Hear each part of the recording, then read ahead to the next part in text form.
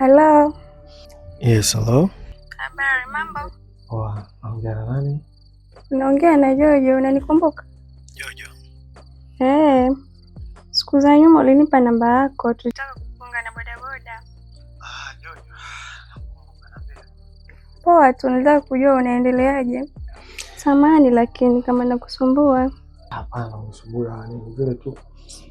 Kwa nimechoka, nimelala mapema leo. Haya, asubuhi basi tutaongea, wewe pumzika. Sawa? Sawa, usiku mwema. Usiku mwema pia, mkaka mzuri.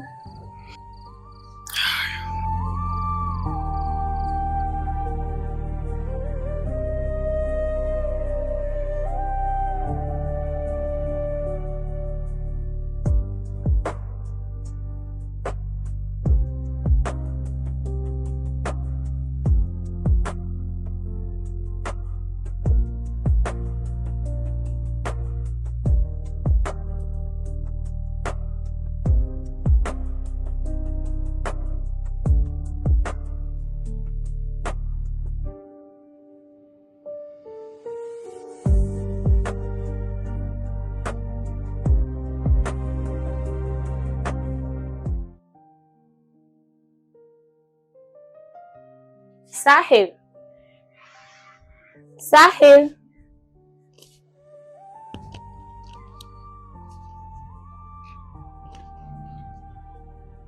Fred. Mambo. Inakuwaje? Safi. Mbona unalala mpaka saizi? Au mapumziko yako na malizia kitandani weekend? Hamna bana. Kwa nimechoka, kwa nikawa nimepumzika. Vipi wewe, uko poa? Mimi niko poa. Nimekuja tu kuuliza, nataka mchana nipike, kwa napenda nikupikie chakula gani? Maana tunajua sasa hivi una mtu kukuangalia kwa mwenyewe. Unajua nikwambie kitu Fatma. Kuna kitu kimoja nilikuwa natamani tuzungumze mimi na wewe kwa kina, kwa sababu kuna kitu hakiko sawa. Kizingatia nimekuwa na nyakati mbaya sana na mke wangu kwa muda mrefu. Kwa hiyo nilitamani kukwambia hiki kitu, ila nilikuwa nakosa muda sahihi. So nadhani leo inawezekana ndio muda sahihi. Mimi nilikuwa nakuomba sana sana, ukaribu wetu naomba kidogo upungue, sababu tutakuja kuleta shida kubwa sana mbeleni. Alafu kizingatia mke wangu hataki kuelewa chochote kuhusu wewe. Kwa hiyo naomba kuanzia leo tuwe tu washikaji kama zamani, mambo poa, lakini mambo ya kuja nyumbani kwangu bila taarifa sidhani kama ni kitu sahihi. Nakuomba. Sahi. Kwa mimi ndo nimefanya mkeo aondoke? Najua, lakini najisikia vibaya sababu stori zimekuwa nyingi mitaani sana sana. Kosa langu mimi kukujali? Hapana, sina maana hiyo. Unaninyanyasa kwa sababu nakujali sana? Hapana. Uone kama unanikosea. Nisamehe, najua nakukosea, lakini hiyo sio nia yangu. Ulipanga leo nije kwako uniumize, si ndio? Sina maana hiyo Fatma. Naomba unielewe. Yaani haya maugomvi, maneno mtaani yanakuwa mengi. Kwa hiyo naomba tuwe na mipaka, ubaki tu kama rafiki yangu kama zamani basi, lakini masuala kuja kwangu nini, maugomvi yamekuwa mengi. Naomba nisamehe. Kwa hiyo sawa, si umeamua? Hamna shida. Fatma.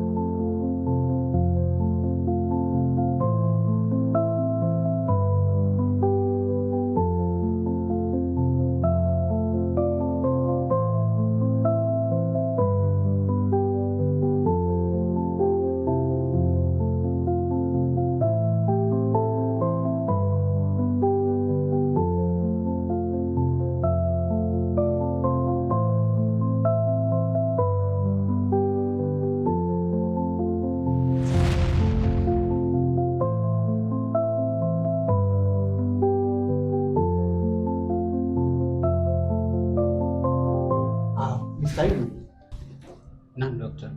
Kwanza kabisa karibuni sana. Asante sana. Hivi mliwezaje kukaa katika kipindi chote bila kuanza kliniki? Daktari, unamaanisha kitu gani? Baada ya vipimo vyangu inaonyesha kwamba Bi Aisha ni mjamzito. Tena ni mjamzito wa miezi 2. Una hakika na unachokisema? Nina hakika kabisa, 100%. Hongereni sana. Okay, daktari. Asante sana. Nashukuru. Asante.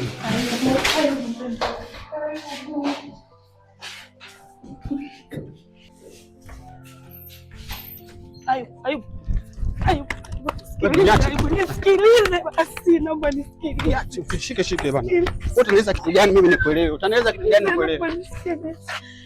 Utanieleza kitu gani? Wewe utaongea nini ambacho mimi naweza nikakuelewa wewe? Mimi na tumekutana mwezi mmoja nyuma. Leo mimba yako ina miezi 2. Ina maana siku zote ulikuwa unaniongopea. Unaona mimi sina akili. Sija kuongopea, naomba unisikilize. Mimi sio boya kiivo. Na nilishakwambia kuanzia leo marufuku kuja kunipigia simu. Usinipigie simu, usinitafute. Fanya maisha yako na fanya maisha yangu. Wewe mwanamke ni mpumbavu sana wewe. Niko peke yangu, moyo wangu unalia. Uliponipenda, mbona uliondoka ghafla? Nabaki na kivuli cha mapenzi yetu. Giza la moyo halina tena mwanga. Niko peke yangu, moyo wangu unalia. Uliponipenda, mbona uliondoka ghafla? Nabaki na kivuli cha mapenzi yetu. Giza la moyo halina tena mwanga.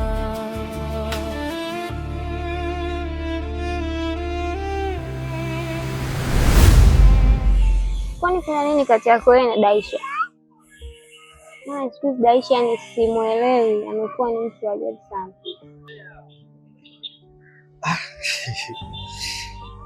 Shemeji. Hamna chochote kibaya, lakini Aisha ananiambia anakuja tu nyumbani kupumzika. Hicho ndio kikubwa, sidhani kama kuna kitu chochote. Sema kama kuna kitu mnaficha hivi. Hamna bana. Vipi kuhusu Aisha na wewe? Kiukweli Mwaju unanipa wakati mgumu.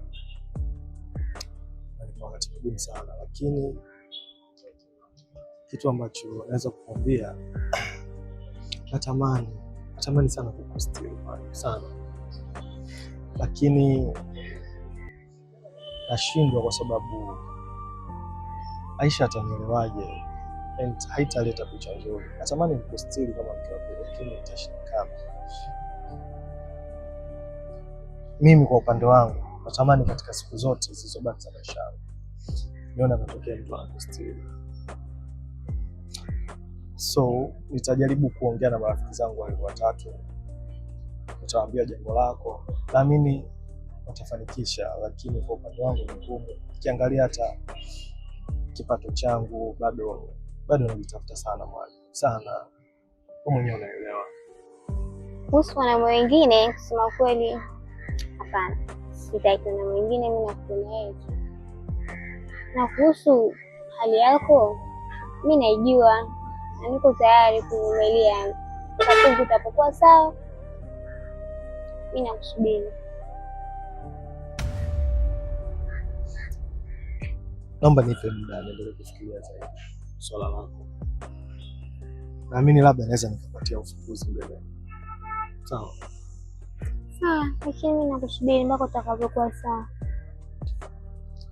Sawa. Basi niacha nikuache. Kuna mtu mmoja hapa namshawisha naye. Tutawasiliana basi baadaye. Haya, kwa makini Saili wetu. Sawa, haina shida. Bye. Bye.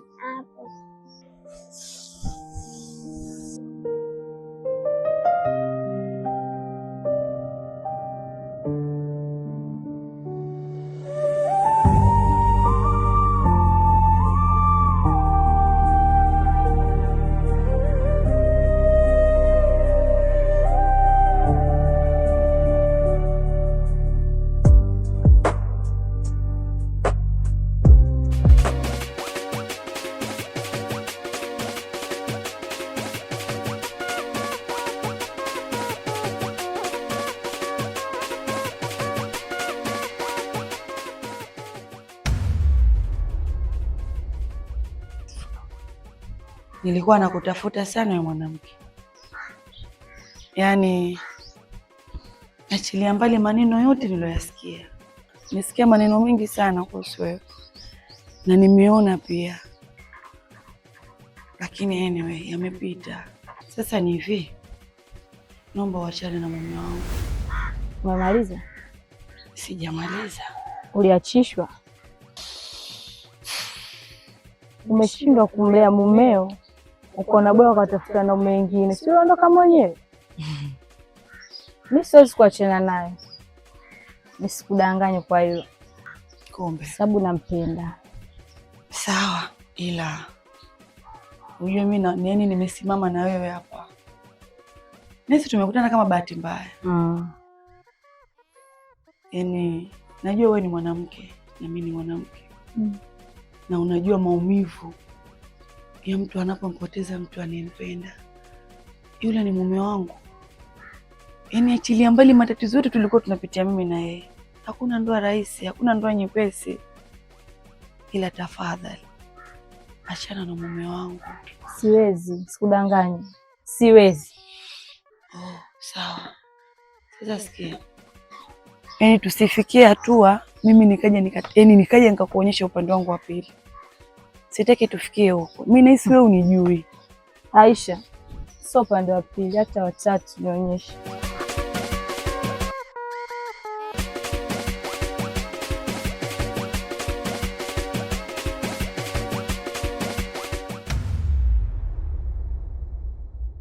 Hello. Yes, hello. Ndio. Nilikuwa nakuuliza hivi, zile dawa ulizonielekeza nichanganya na Flagyl umesema ndio inatoka?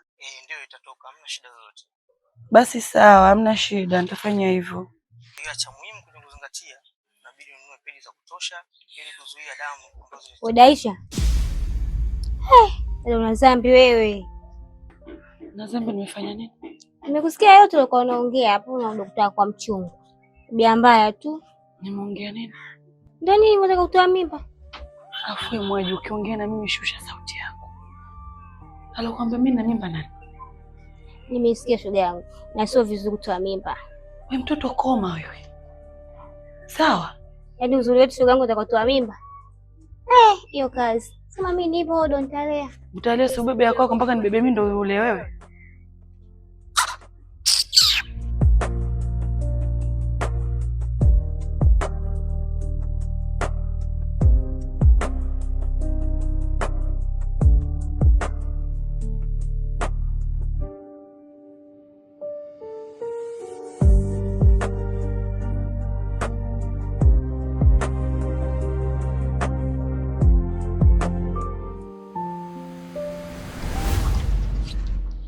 Vipi? Mbona chezea simu yangu? Hamna mume wangu. Ila Kuna namba nilikuwa na kopi ndio nikachukua simu yako. Siku zote unakopi namba kwa kutumia simu ya nani? Wewe umeshaanza kuwa Mswahili siku hizi. Mimi mambo ya kijinga sipendi. Wewe kila siku unaacha namba simu yako pale. Ulishawahi kuona mimi nachukua simu yako na kopi namba?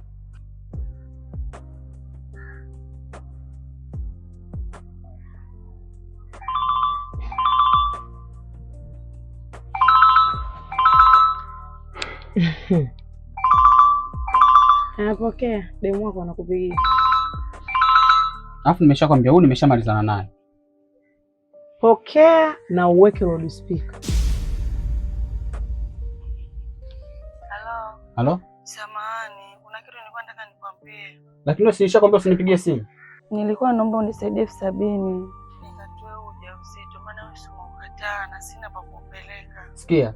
Nilishakwambia usio unanipigia simu. Na wewe mambo yako kipuzi mimi sitaki kuyasikia. Usinipigie simu nimekwambia.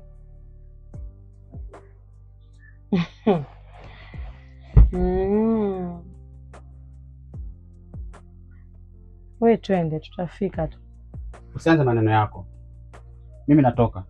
Kuna watu naenda kuonana nao na kikao nao.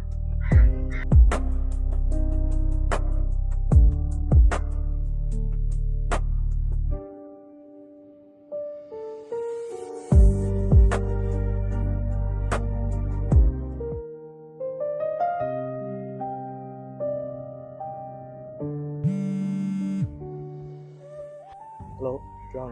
Basi nilikwambia usinitafute. Sio hivyo mke wangu, naomba unisikilize mama yangu.